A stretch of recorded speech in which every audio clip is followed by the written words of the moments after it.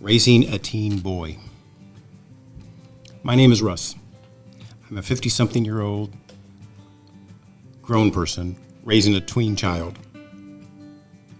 Raising an almost teenage child as they begin to enter the fray of thinking and dating and thinking about flirting, dating, and relationships and all that stuff is, well, scary.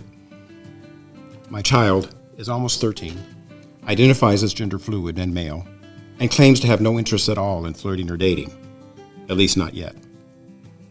As a family, we prioritize values of equality and justice and work hard to reflect these values in our daily practices at home. Now, when talking about dating, I have to acknowledge that it has been a very long time since I've been a teenager and since I've dated a teenager. And the social context of dating relationships of teenagers now is very different than it was then. I know how awful the messages were that I received as a teenager about how to flirt, how to date, how to be respectful. And looking around and at what my child is exposed to, I have to say, things don't seem to have progressed much. I know the values that we're working to instill in our child at home, but also know the power of social messaging, social media, mainstream media, peers, particularly those slightly older peers, and other pressures that Kay is exposed to that contradict and undermine our values. Kay, our child, loves watching YouTube videos of gamers playing games. At this age, he does not like it so much when I watch along with him, unless he's watching a new show and he wants me introduced me to it. What little I am aware of, I find troubling in terms of the gender dynamics. There is one show, that he watches regularly that has a woman as one of the tubers. While the gender dynamics are less troubling, they're still very much present. The male tubers dominate the conversation, often interrupt and talk over her, control the narrative, and other ways. The other tuber shows that he watches are all male.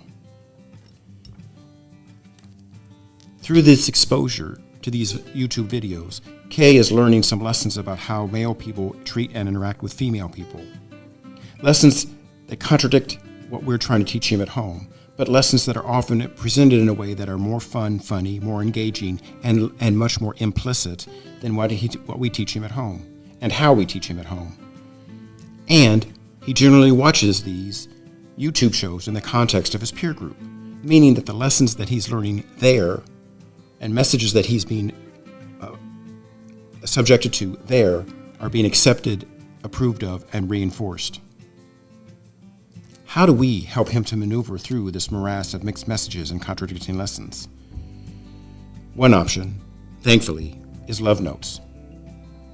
Kay is still too young, but I am grateful and comforted by knowing that love notes exists. There, he can be provided with fun, interactive, and engaging conversations that actually reinforce many of the lessons that we're trying to teach him at home. And through love notes, the program is facilitated by people who are generally much cooler, closer to his age, and decidedly not his parents. And there, Kay will also have the opportunity to develop their leadership skills to share those lessons and values more broadly. Love Notes is a free program offered by the YMCA of Louisville and is available to any younger people in Louisville ages 14 to 24. To learn more information, go to www.ymcalouisville.org/lovenotes.